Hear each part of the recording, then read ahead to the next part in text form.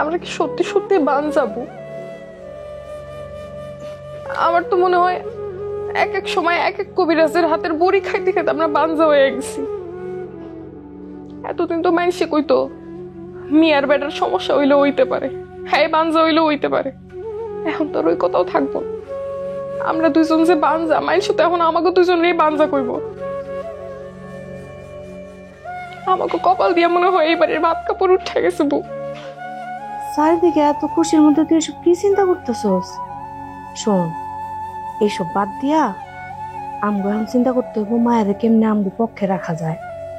মা আমগো পক্ষে থাকলে আমগো আর কোনো চিন্তা নাই। মায়া যাই করুক আমগো খেদায় দিব না। কথাটা কিন্তু তুমি ঠিক কইছো। মায়া মাঝে মাঝে সটং সটং করে কথা কইলো, ওর দিলটা কিন্তু নরম আছে, তাই না? এর লেগেই কই মায়ের এখন থেকে কোনো কাম করতে দিব না। মায়ের ভালোর কথা আমরা চিন্তা করবো, তাইলে ও আমগরে ভালো রাখার কথা চিন্তা করব। আর মায়ের গর্ভে যে আসতেছে সেই আমগো ভবিষ্যৎ, এইটাই মাথায় রেখে আমগরে চলতে হইব।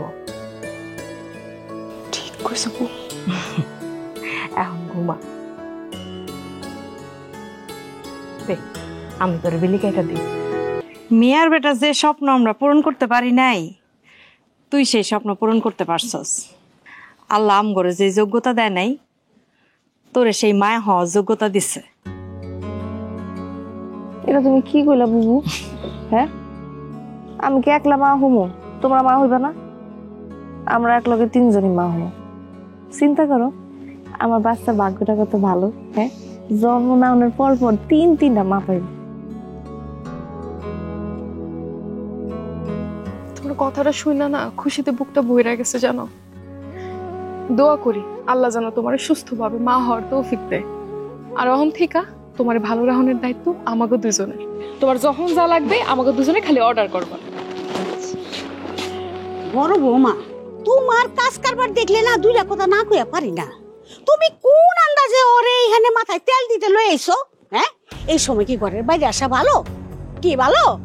হ্যাঁ, কেন জানি কোন আন্দা কোন বদনজর লাগা যায়।